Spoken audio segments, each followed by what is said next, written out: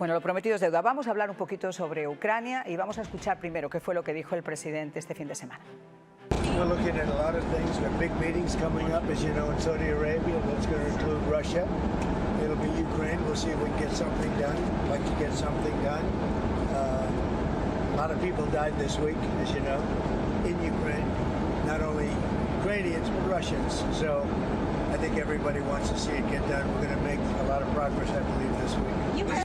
Bueno, el presidente se está haciendo alusión al ataque que hubo de Rusia contra Ucrania, que dejó muertos y dejó destrucción, mientras estaba tratando de poner las bases, las estructuras para la paz. Y el presidente fue enfático: vamos a darles más sanciones, vamos a ser mucho más duros con Rusia hasta que no lleguen a sentarse en una mesa de negociaciones y este tipo de ataques no continúen.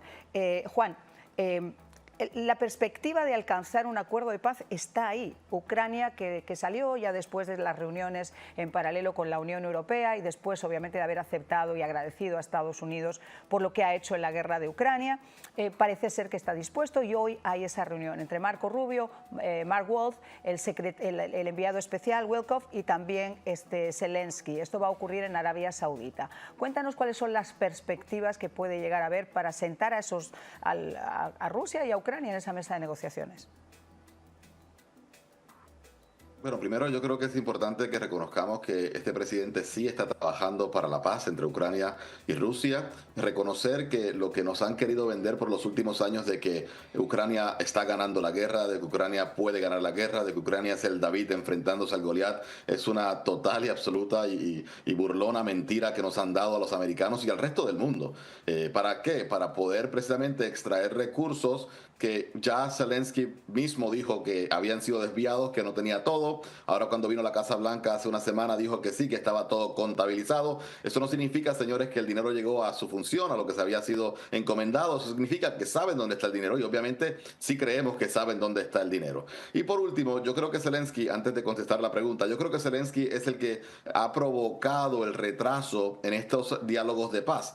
Y el mismo secretario de Estado, Marco Rubio, estaba diciendo que Zelensky estaba de alguna manera desviando la información. Hubo un acuerdo cuando fueron a Ucrania, de allí vino a Estados Unidos a reunirse con el presidente bajo unos acuerdos que otra vez rompió los dos acuerdos, según Marco Rubio. En esta ocasión yo creo que la llave o la clave dentro de estos diálogos es que Trump ha sido directo. No vamos a seguir auspiciando esta guerra, y sin el apoyo de Estados Unidos no hay un futuro para Ucrania, no hay sobrevivencia para Ucrania. De hecho, el primer ministro de Inglaterra ofreció todos los recursos disponibles, pero puso una condición: que Estados Unidos esté dentro del mismo acuerdo, cosa que no va a suceder porque ya Trump ha hablado. No vamos a seguir auspiciando esta masacre, porque es una masacre, y lo que ha provocado es que el presidente y los oligarcas de Ucrania estén mucho más millonarios en medio de una guerra que ha destruido al país, que ha provocado la salida de millones de ucranianos al exilio, y que no ha producido dinero en términos de economía propia, sino lo que ha sido inyectado por otros países. Entonces, ¿cuál es mi esperanza? Que esta reunión llegue a un acuerdo de paz. Y el acuerdo de paz es muy sencillo. Los sectores de Ucrania que están pidiendo personalmente, esos sectores, unirse a Rusia, se les dé la autorización de hacerlo y que Ucrania se quede con el remanente del territorio. Trump, yo creo que ha sido muy claro entre líneas diciendo es imposible que ustedes recuperen todo lo que Rusia ya ha tomado. Hay que entender esto, hay que posicionar acuerdos con compañías americanas para que esto sea un deterrente, para que detenga a Rusia en términos del ataque una vez que se llegue a un acuerdo. Pero además, Esteban, mira, se ha tratado, y quiero que nos ayudes a entender esto, se ha tratado, por ejemplo, de demonizar a Donald Trump porque primero decidió reunirse con el agresor y después con el agredido, en lugar de sentarlos en una mesa de negociaciones y que saltaran chispas. Y se logró por separado. Zelensky va a la Casa Blanca después de haber alcanzado un acuerdo. Va a firmarlo, no va a acordarlo, va a firmarlo porque ya estaba acordado. Se reúne 47 minutos antes con un grupo de congresistas demócratas que sacan la fotografía, además, a través de X. Creo que era Murphy, uno de los congresistas que puso el X. le desaconsejan firmar ese acuerdo y él regresa envalentonado a la Casa Blanca y dice no lo voy a firmar y se va. Se arma un, como decimos vulgarmente, un despelote gigantesco, la casa se pone por alto, reuniones por parte de la Unión Europea, reuniones por parte... Y al final, fíjate lo que salió de todo eso. Salió que le hicieron caso a lo que dijo Donald Trump de subir el presupuesto de armamento de la OTAN y de la Unión Europea. Casi 800.000 millones fue lo que dijo la comisaria. Se habló de subir el Producto Interno Bruto, el 2% más para el apoyo de cada país a la OTAN. También se hizo incluyendo España, que es como para frotarse los ojos. Han ido cumpliendo todas las condiciones y ahora nuevamente se vuelven a sentar, como dice Juan, en una mesa de negociaciones donde Estados Unidos sigue siendo absolutamente necesario. Fíjate, Zelensky tiene dos grandes enemigos y no es Putin y no es Rusia. Los dos grandes enemigos que tiene él en el cuello es la corrupción, del cual él es partícipe y se va a saber, se va a descubrir. Y el otro problema es que él no tiene futuro político en su propio país. Zelensky es un tipo que en las encuestas está muy bajo. Tiene líderes internos, inclusive de su propio partido, que están por encima de él como liderazgo político. Y eso es un problema, porque él, cuando ustedes ven la gestualidad de Zelensky hablando, él solo se refiere a él, no se refiere a Ucrania. Y eso es un tema importantísimo, porque fíjate, esto era muy sencillo. Él había llegado a un acuerdo y quería firmar, los Estados Unidos quería firmar ese acuerdo fuera de los Estados Unidos. Y él fue el que pidió, no, yo voy a Washington y firmo el acuerdo de las tierras raras. Y cuando llega, se reúne con el Partido Demócrata, cambia de idea, va a la Casa Blanca y se envalentona, como tú bien lo explicas.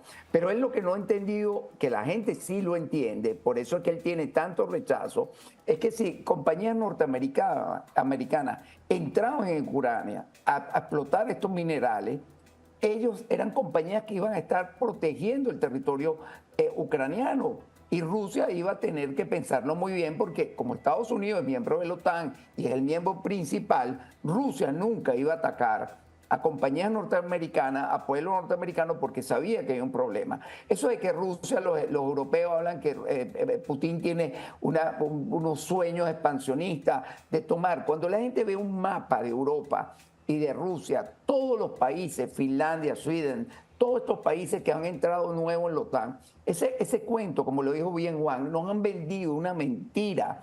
Y esa mentira hay que pararla, porque los demócratas son especialistas en armar guerra para robar, para tener cómo saquear ese erario del pueblo norteamericano. Ahí no va a haber, y eso es lo que a mí me preocupa, que no se puede hacer auditoría, porque como bien lo dijo el secretario de Defensa de los Estados Unidos, es casi imposible hacer una auditoría en el Departamento de Defensa.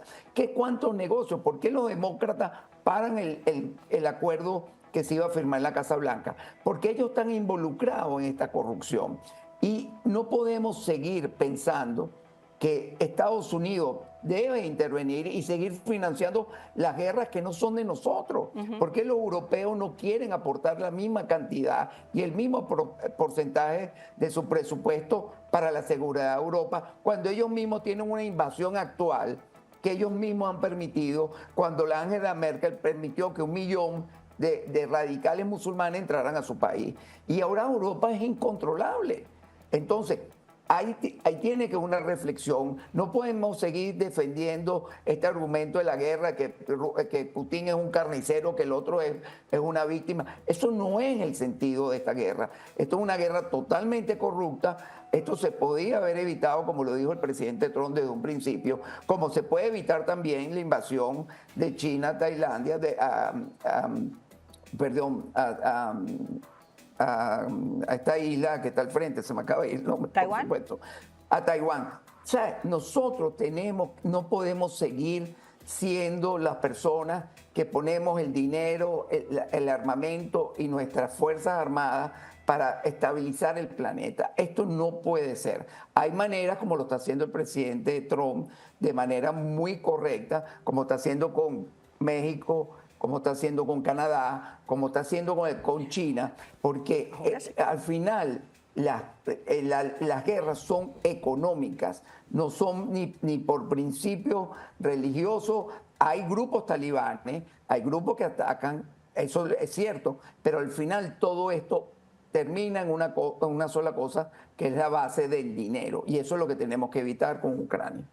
Bueno, vamos a hacer una pausa y vamos a regresar enseguida, porque además quiero saber las conclusiones de lo que hemos hablado con nuestros invitados de estas 8 semanas que comienzan ahora de este segundo mandato del presidente Donald Trump, y también, así brevemente, si nos da tiempo, sobre ese informe sobre sus intentos de asesinato. Ya regresamos.